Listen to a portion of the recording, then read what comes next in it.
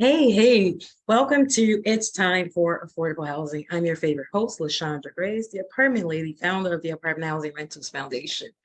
I am so excited. Okay, so this is part two of this awesome interview with Bruce Marks, CEO of NACA, Neighborhood Assistance Corporation of America. So now we're talking about prefabricated homes. Prefabricated homes are literally homes that are built on one site, but then taken to the site where the land is. Okay. And Bruce was saying that these homes will cut out the development fees and prices so that it would be more affordable for first-time home buyers, moderate to low-income home buyers to actually buy these homes. So we're going to dive right into that. This is so exciting. Things like that. And so then I'm thinking about these prefab uh, units. They're doing it a lot. A whole bunch of different quote unquote, I say quote unquote affordable housing projects have been doing these prefab units across the United States. I've been reporting on them. I say quote unquote affordable housing project because the AMI in the area that they put the project in outprices. Absolutely, they are not affordable, and a lot of them are not even very good quality on the manufactured homes. You know, they're not very good quality as well. So you've got to be very careful with it. Absolutely. I've been kind of trying to figure that out. But then I'm coming back. I'm remembering, all of the activism you did in order to get where NACA is today.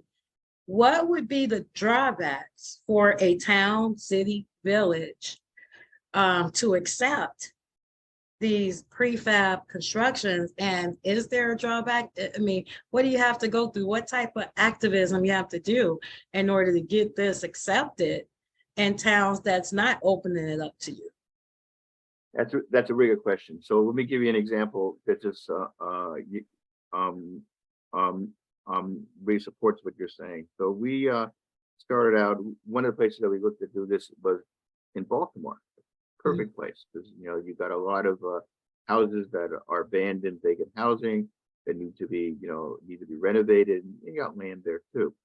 So we put that out to our members. Remember, we have 3.5 million members. We're a large organization with that. So we put it out about 4 days before there was a city council meeting and about this. And we had over 700 people come to the city council meeting, and we took it over.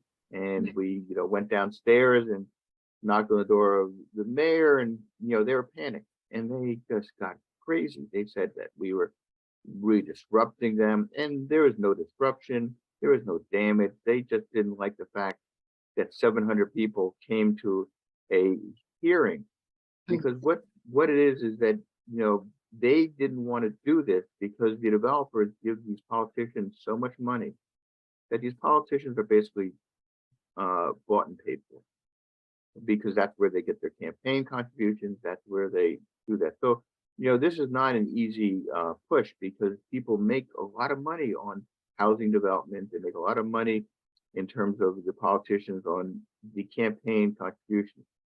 But, one of the things about NACA, and I have the best job in this country. You can't beat my job. No, we've built NACA where no one can put the arm on, so we can do what's right. So part of what is it's getting back to tenant organizing.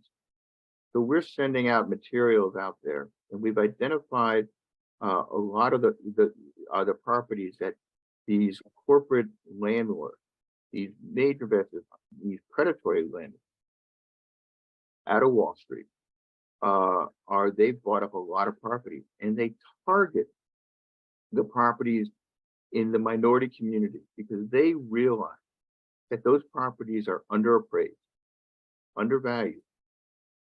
And so they're taking advantage of that opportunity to purchase these properties, to purchase properties, not to sell them, but to rent them out at exorbitant rent. So what we're doing is we're going back and engaging in tenant organizing. Tenant organizing. So the tenants will know, oh, my neighbor also has as their landlord, Blackstone, for example. And my neighbor down the street has Blackstone. Or the other neighbor has Invitation Homes, all these corporate landlords.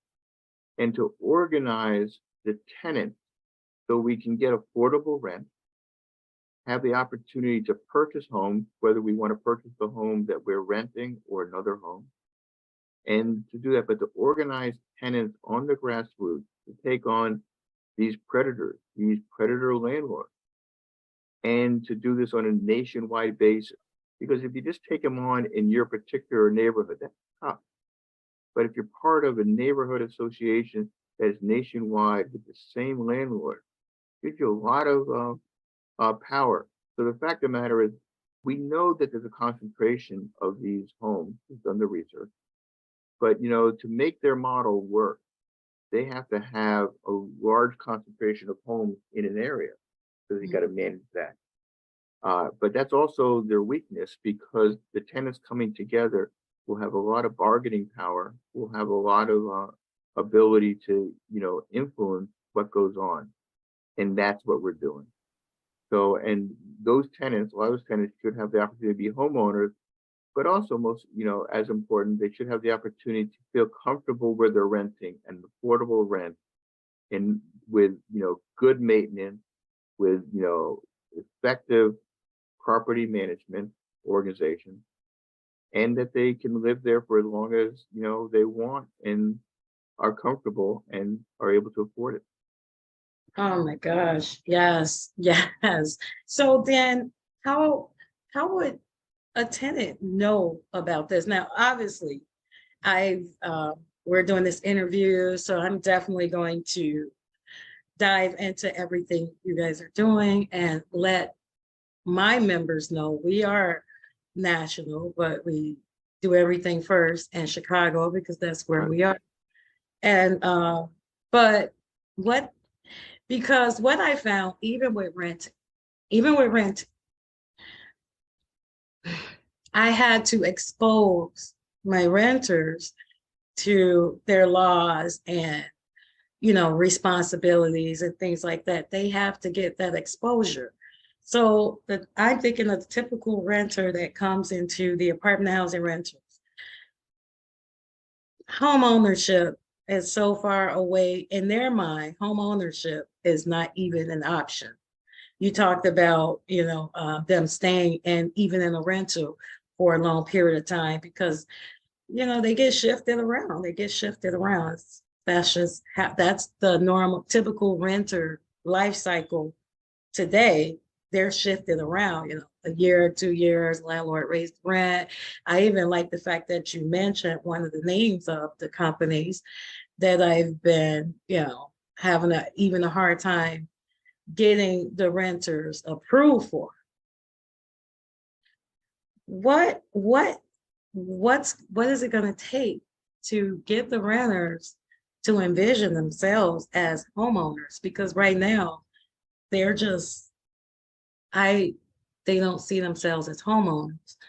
So, they would be afraid to take advantage of, this NACA's lending model. Well, it's really by word of mouth. It's really by word of mouth. I mean, we've been doing this. As I said, we've been doing it for many years. I started 38 years ago. So one of the other things, when you think about that, is that we're now working with people who have a Section 8 because they use that Section 8, the housing choice voucher, to pay the landlord. Well, actually, a Section 8 pays a good amount to the landlord. Right. So but the Section 8, if you use it to purchase a property, they'll only pay for 15 years. So if you have a 30-year mortgage, you have a financial cliff after 15 years, and you're going to lose the house. But what we've done is that we have a 20-year mortgage, and you can actually reduce the payments to close to the 15 years. So that means if you have a Section 8 voucher, housing choice voucher, and you use that after 15 years, let's say, you use that and you buy a house for $200,000. you're going to have around $200,000 worth of equity of wealth that you never had before. So that is another thing that sounds too good to be true, but we're doing it, and we have a track record of doing it.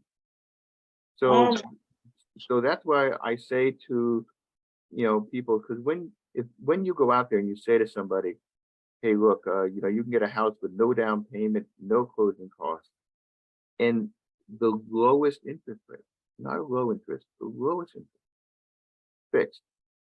People say, yeah, that sounds too good to be true. And that's the right question to ask, because there's more fraud and abuse in the real estate industry than any other industry out there. Everybody's trying to rip you off. That's the reality. And I say everybody, but a lot of people are trying to rip you off. So, what we say is, you got to ask around, and we have an, outstanding track record. And, we get it done. Yes, I understand, but you have to ask those questions, and then you have to stick through the process. Not the easiest process, because you got to verify everything. You got to verify your income. You have to verify your assets. You got to do that work, full document underwriting. But if you're determined to be a homeowner, you'll have that opportunity. And now with us building housing, using the Section 8, doing purchase rehab, those opportunities are absolutely there. oh my gosh, I'm so excited because I'm visually some of the people that I'm dealing with right now. I'm like, they can do it. They can do it. I'm like, okay, I know who can actually, get a mortgage through NACA. I'm so excited. So you And didn't and and start. and and I would just add one thing if I could. I didn't mean to interrupt. No, no, no. Sure. But everybody has that opportunity to be a homeowner. Everybody has. So it's in your control. But what you say is, but it has to be on an affordable term, and you got to stick through that process. You got to verify that stuff, and it can be different sources of income. It can be, it can be retirement. It can be disability income. It can be obviously employment income. It can be self-employed income. Because what is the reality of working people out there? The reality is people don't fit into a certain box. Right. People get their money by various ways. But as long as you can show and you can document that income stream, and Right. people change jobs Right. to do that. So you got to deal with. That's why when you would ask about character-based lending, that's what character-based lending is. It's respecting the reality and understanding the reality that people just don't stay at one job for 10, 15, 20 years. Some do, but a lot of people don't. People are changing. But people are really resourceful in continuing their income stream. That's all we need to see. That Uh, that they have done that, and that's what character-based lending is about. Taking individual circumstances and understanding. I mean, people go to these these pay places with predatory terms, but we understand that and we take that into account. so basically, just so that the renters can understand. So I had this one incident where I felt like a accountant because it took me 2 hours to fill out a rental application because I had to pull together all of the different incomes and I had to sit outside in a car while they fish out all the documents that I needed to complete this rental application. And it was successful, but like I feel like an accountant. I'm in this car, I'm hot, I'm waiting on them to open mail that they haven't opened to fish out the documents I need, but I had to pull together Right. four sources of income. So basically, you guys will walk them through that document process. Like you walk them. So when they come fill out an application, I want to be a homeowner, I want to go through your process. That document process, that documentation process, the underwriting, you walk them through step by step, or how does that work? Sure. So one of the criticisms of NACA in the past is it took people too long to get through the process. Not that it wasn't the best mortgage, the process. So what you want to do, and what my job is as the founder and CEO, is to streamline that to make a negative into a positive, and that's what we've done. So what we do is, go into a website. The first step is someone would say, okay, you want to go through a process, go to a home buyer workshop. And we have those every other Saturday. Some of them are virtual, some of them are face-to-face. That's a 4-hour workshop. That's step one. Then step two, after you do that, is that you will get your NACA ID, and then you'll go into your member portal. So the member portal is customized to your particular circumstance, so that you would complete. So if you have self-employed income, it would ask questions that require documents that address, the self-employed, or if it's W-2, what documents are needed for that. So it really adjusts, using AI and all that, what your particular circumstances are. So you would complete that, and then you would get a housing counseling appointment. And I always say to people, put yourself on a waiting list so you'll get in within 2 weeks. And then you'll meet one-on-one with NACA counselor. Every one of the counselors are, HUD certified. And, virtually everybody is a mortgage loan originator. Everybody, licensed as an MLO. And they'll see you through the whole process, not just once you're what we call NACA qualified, which is when you begin the housing search, but through closing. So you'll have your own person, your own counselor, NACA counselor, seeing you through the whole process. Now, not everybody is comfortable doing with the technologies and all that. So, you go to one of our, offices, whether it's in Chicago or Phoenix or in Atlanta or Boston, whatever. Or we have, seminars, and we have staff that can help people get through that process, because we always want to make sure that the people who have been, the victims of, systemic racism, and the people who are the lowest income and who've had the most difficulty, that we make sure that we prioritize them and get them through. But everybody can get through on the best terms in this country. And it's really a streamlined process. So, for example, what we're doing in Lima, that we did yesterday, today, and tomorrow during this 3-day event, is we do that whole process in one day. And we have another big event going on in Newark, and we'll get 12, 15,000 people there over 5 days. And in Atlanta, and we do this around the country. So we have really created opportunities for anybody to be a homeowner. And I'll say it again, because when you go to any bank, and they have all these different mortgage products, and you go to the bank and you say, well, what is your 30-year fixed rate? They don't tell you that. They say, put in your information and we'll tell you. Then you say to them, well, how do we know that it's not the algorithm you use is not racist, it's not biased against people of color or overwhelmingly minority communities? They say, trust it. How can we trust these banks? I mean, they have a track record of lying. They have a track record of loan sharking. Some of them. They have a track record of discrimination. So we say, okay. So the NACA is, if you go through this process, you know what the terms are going to be. You know what your interest is. It's at if you're low to moderate income, it's going to be at 1% below the lowest 30-year fixed rate. Right. And it's up on our website. That's how we do it. And as good as we've been, we're growing and expanding by leaps and bounds. Plus, I should mention, if anybody's interested in working at NACA, because while the banks are laying off people, lenders are laying off people, we're expanding. Go to our website and apply for a job at NACA. Yes, yes, I heard about the jobs. And, oddly enough, one of my board members is a real estate broker. And he works for a company, one of the real estate agents, but he worked for NACA years ago. Oh, And really? I told him, yeah, they're hiring. They're looking for agents. Yeah, So he's absolutely. very, very interested. And I told him I'd send him the information after this interview. Yes. He worked for NACA over 5 years ago.